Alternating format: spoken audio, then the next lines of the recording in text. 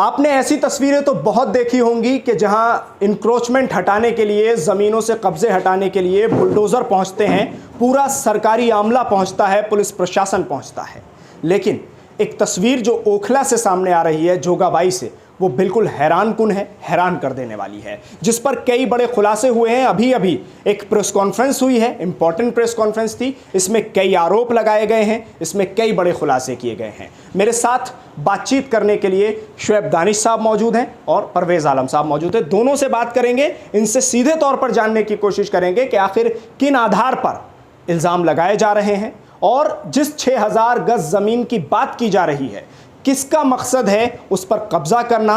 और इसी में जुड़ी हुई खबर सूत्रों के अनुसार जो मिल रही है वो ये है कि यहाँ जामिया नगर के जो एसएचओ थे महेश कसाना, जिनको लाइन हाजिर कर दिया गया, सूत्र बताते हैं कि जिस कारण से उन्हें लाइन हाजिर किया गया वो इसी ज़मीन पर कब्जा ना होने देने की एसएचओ के जरिए कोशिश कि मैं बाउंड्री नहीं होने दूंगा, ये सूत्रों के अनुसार खबर आ रही है। इन सारी चीज़ों पर बात करेंगे। शुएब भाई, पहला सवाल आपसे, 6000 गज ज़मीन आप लोग अपनी प्रेस कॉन्फ्रेंस में बता रहे हैं, क्या मकसद है, कौन लोग हैं जो कब्जा करना चाहते हैं और उनकी मंशा क्या है, और सरकार अपनी ज़मीन को बचाने के लिए कितना आगे आ रही है? देखिए, अभी जो है आप इसमें हर बार इसमें अलग अलग लोग होते हैं, ठीक है, अलग अलग तरीके के लोग होते हैं। इस बार बाहर के लोग इन्वॉल्व हैं, कोई दुबई में बैठा है, कोई गुजरात से आया है, कोई कहीं से आया है, कोई नाम अभी मैं इसमें आपके जब पूरी मेरे पास सबूत आ जाएंगे मैं आपको नाम भी दूंगा।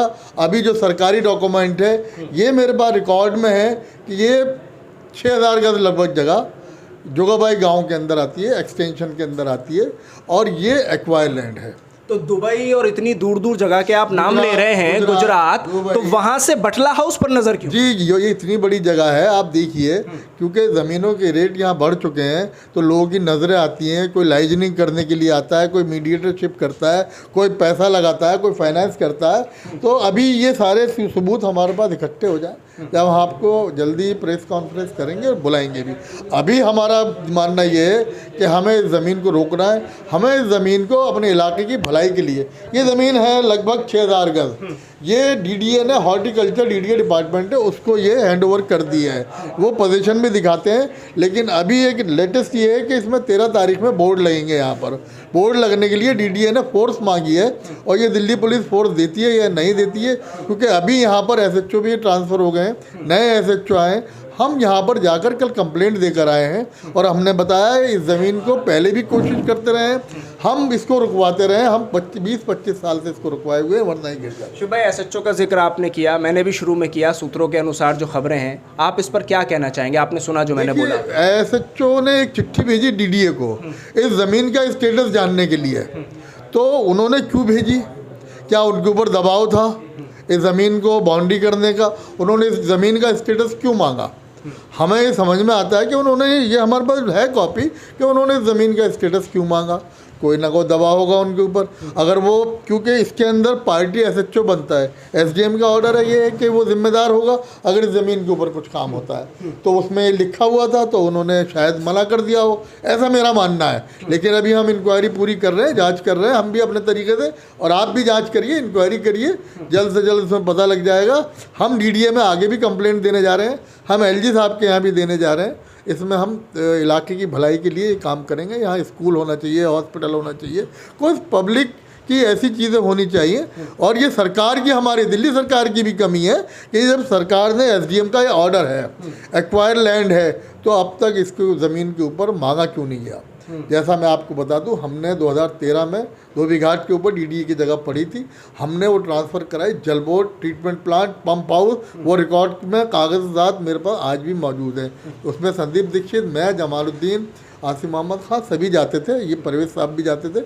और एक हमने लक्ष्मण डेयरी है बिल्कुल खैदराबाद और तोबा कॉलोनी पे, वहाँ हमने वो सरकार को, दिल्ली सरकार को जगह दिलाई है, वो भी हम ही ने दिलाई है, उसके भी डॉक्यूमेंट हमारे पास हैं। अगर आपको कागज़ चाहिए हो तो वो भी मैं निकाल के फाइल में दूँ। ठीक, परवेज़ भाई, आपने कुछ नाम लिए प्रेस कॉन्फ्रेंस में।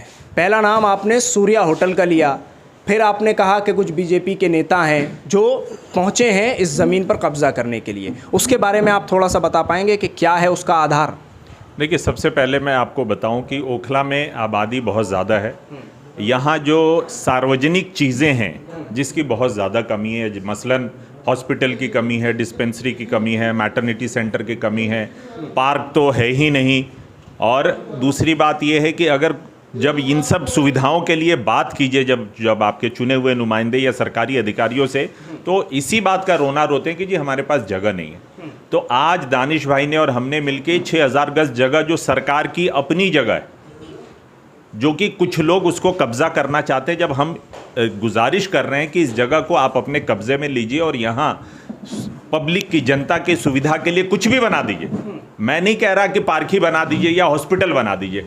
वहाँ के आवाम से पूछकर, वहाँ की आवाम की जो सबसे ज़्यादा ज़रूरत है जिस चीज़ की, चाहे वो पार्क बोले, हॉस्पिटल बोले, स्कूल बोले, आप वो बना दीजिए, बजाय इसके कि कुछ लोग, जो आपने कहा मुझे नाम नहीं पता, ये भी हम जब जांच कर रहे थे, लोगों से बातचीत कर रहे थे, तो सूर्या होटल के बारे में जानकारी आई कि कुछ आला अधिकारी, चाहे वो दिल्ली सरकार के हो, पुलिस महकमे के हो, और एक गुजरात से आया हुआ नेता जो सूर्या होटल में रुका हुआ है, नाम मुझे फिर कह रहा हूँ मुझे नहीं पता, शायद हो सकता है कुछ दिन में जब जानकारी लेंगे तो पता चली जाएगा, अधिकारियों के साथ, पुलिस के इस ज़िला के, पुलिस के साउथ ईस्ट ज़िला के कुछ पुलिस अधिकारियों के साथ भी मैंने सुना है मीटिंग हुई है। तो ये खुलासा होना चाहिए कि आखिर इन लोगों का क्या वेस्टेड इंटरेस्ट है भाई, आखिर ये कौन लोग हैं जो ये नहीं चाहते कि इलाके में पब्लिक यूटिलिटी की चीज़ बने। आखिर कब्जा करके कुछ लोगों को, चंद लोगों को फ़ायदा होगा। मैं तो उन सब से गुजारिश कर रहा हूँ, चाहे वो भाजपा के नेता हों, चाहे वो आला अधिकारी हो, उन सबसे गुजारिश करता हूं कि आप ऐसा काम कीजिए कि जनता की दुआएं आपको मिले। आप ऐसा काम कीजिए कि पूरे ओखला के आवाम को फ़ायदा हो। हम खुद शुक्रिया अदा करने जाएंगे, चाहे वो अधिकारी हो, चाहे वो किसी दल का नेता हो। अगर यहाँ कोई पब्लिक यूटिलिटी की चीज़ बनती है तो हम खुद शुक्रिया अदा करेंगे, ओखला के विधायक का भी शुक्रिया अदा करेंगे, लेकिन वो हमारी लड़ाई में शामिल तो हों। आज वो अपने घर में बैठे हुए हैं, शाहीन बाग में जहाँ पार्क नहीं बनना चाहिए वहाँ जबरन पार्क बनाते हैं। आज वो पार्क सुअर का अड्डा बन गया हुआ है, लोग सुअर पार्क के नाम से उसको बोलते हैं। नशे का अड्डा बनता जा रहा है, रात में छोटे छोटे बच्चे नशा कर रहे हैं। लेकिन जहां पार्क बन सकता है, जो हॉर्टिकल्चर डिपार्टमेंट की जगह है, उसके लिए कोई पहल नहीं कर रहे हैं। और हॉर्टिकल्चर डिपार्टमेंट किसके अंदर आता है, इसके लिए लड़ाई तो लड़ने की ज़रूरत नहीं है, ये तो दिल्ली सरकार के अंडर की चीज़ है। तो आप क्यों नहीं बात करते हैं, क्यों नहीं इसको पार्क बनवाने में हम सब की मदद कर रहे हैं। अच्छा, आपने कहा प्रेस कॉन्फ्रेंस में दावा किया कि ज़मीन नहीं जाने देंगे। मैं पूछता हूँ आप किस हद तक जाएंगे ज़मीन बचाने के लिए? देखिए, हम सियासी लोग हैं, हमारे हाथ में एक ही चीज़ होती है कि हम आंदोलन करेंगे, जन आंदोलन करेंगे, ओखला की आवाम को लेकर सड़कों पे उतरेंगे, वो उन अधिकारियों के खिलाफ, उन नेताओं के खिलाफ जो इस ज़मीन को हड़पना चाहते हैं। और अगर इससे भी नहीं माने तो जो कानूनी कार्रवाई है वो सबके लिए खुला हुआ है। पेच अभी कई खुलने बाकी हैं, बने रहिएगा हमारे साथ। इस पूरे मामले पर आपको पल पल की अपडेट ज़रूर देंगे, क्योंकि अभी इस मामले में कई खुलासे होने बाकी हैं। दिल्ली से INN चैनल के लिए साहिल नकवी।